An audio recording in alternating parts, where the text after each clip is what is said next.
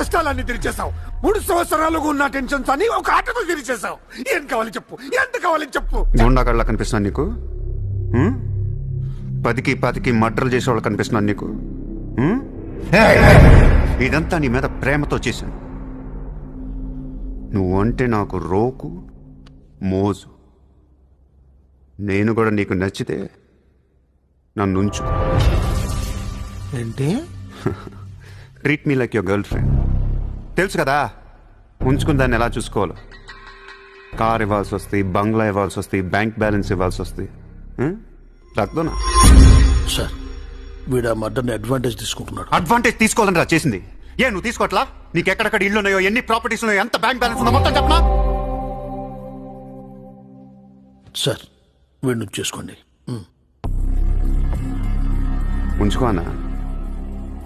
మరి నేల